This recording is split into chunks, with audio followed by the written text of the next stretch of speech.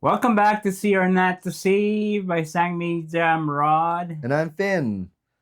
Today we're gonna talk about the Lost Boys. Bum bum bum.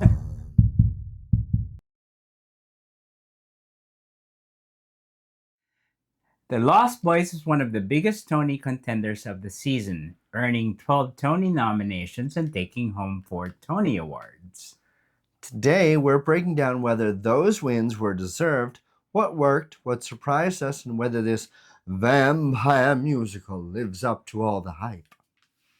Let's talk about the plot in a spoiler-free manner. Based on the 1987 cult classic film, The Lost Boys follows Lucy Emerson and her 2 sons, Michael and Sam, as they move to the coastal town of Santa Carla after a divorce. Michael becomes drawn to a mysterious gang led by David, only to discover they're vampires. As Michael struggles between family and immortality, Sam teams up with 2 self-proclaimed vampire hunters to save his brother before it's too late. All right, so now let's discuss the Tony Awards that they nominated for but did not win. Were they deserving of the nominations? We will only discuss the top 3. First, Best Original Score. What do you think of their music? The music was enticing and a little bit creepy, spooky, but also that rock ballad kind of energy. Right. If you love 80s music for sure, you would get like a similar vibe. And I would classify them as a lot of ballads like you mentioned, classic 80s rock. And the songs, some of them are really good. And even though for me I can't really connect first time, but the second time I heard them, I really like some of the songs. Right? Yeah. Now for this definitely deserving of the nomination. We can't tell you if they were robbed, unfortunately, because we haven't seen a lot of the other musicals that were nominated in these categories.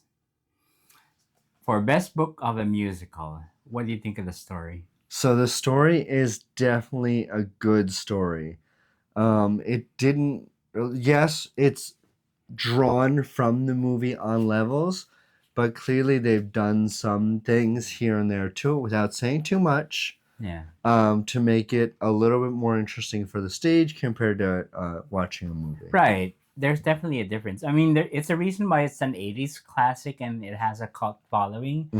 Because the plot, it's not like, it doesn't flatline like that. It definitely goes up, to a climax and then goes down. And there's also heartwarming moments, Yeah. right? It's about a family. Good coming of age story for coming-of-age 2 story. of them. Connection with the brother, connection with the mom, starting over. So Yeah. I think it's deserving as well, right? Yeah. Of the nomination. Yeah, of course. And Best Musical. Yeah, the top Tony Award that a lot of musicals, Yeah, are that's trying to obtain at least. what you want. Yeah, it's definitely what you want. So, What do you think? I think they're definitely deserving, like I mentioned before. We haven't seen the others. Schmigadoon was one of their top contenders. That's gonna be a hard thing to contend with. Right. So it's definitely worth the nomination as Best Musical. It was totally entertaining. All right, let's talk about the Tony Awards. Did they deserve to win? First category, Best Featured Actor in a Musical, Ali Louise Bourzgui. He played David. As David, yeah. One of the lead vampire. So you first. I think he is fantastic in this role. I've seen some of the comments. This is one of the sexiest vampires on Broadway. Most of the girls and even some guys were saying, and I do agree. He was mesmerizing. It's a featured role, so there's not a lot of like solo moments, but still he stood out. Definitely worth worthy. He has charisma, the danger type, rock star energy. It makes you understand why everyone follows him. And for my side, his vocals were phenomenal. He's got that villain energy that's enticing and exciting at the same time. Like you want to be part of his crew, but you're also like, I should stay very far away from him. If you've seen the Tonys, when his acceptance speech, even though he was reading it, you're definitely hooked. There's some certain charm and charisma Yeah. and Uniqueness, sincerity. nerve, and talent. Yeah. All right, next category. They're talking about the best featured actress in a musical. Shoshana Bean As playing Lucy Emerson, the mom. Yep. So Shoshana Bean, I think, gives emotional heart of the show, and she's been around for a while. She's well respected in the Broadway community and definitely deserving. Not to mention her good acting ability and her magnificent voice also stood out in the show. I think her genuine emotion connected to the score that they gave her, they fleshed her out a bit more than what the movie was able to do.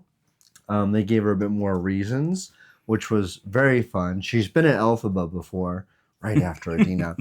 So, like, her voice, her power, her energy, her character is all right there. And she's more than just the mom now. She's got her own becoming herself story, finding her own strength kind of story in this. Well deserved. And next, the best scenic design by Dane Laffrey. So they won the best scenic design. Even though we haven't seen a lot of the other contenders for this category, I was definitely wowed with the set. I think one of the tricky part of telling like movies, stories that have varying locations. It's in one city, but there's the carnival, there's the house. They definitely planned the set well that you can tell the difference, not just like a piece of furniture. And they did have to use some lighting effects too. The motorcycle was good. The flying, these vampires could fly. They were jumping off the bridge. I was really wowed by the scenic design of the show. Yeah, the flying effects were so good. I think there was only once where I really saw the wires. Oh yeah. So that's a really hard thing to do and pull off while singing. Like I'm gonna quote Xanadu. The point where he's suspended in time, about to fly, is a really cool moment. And then the set and scenery just keeps adjusting and changing in a way that you're not expecting. It's so cool. I like this set a lot. I'd love to play around on it.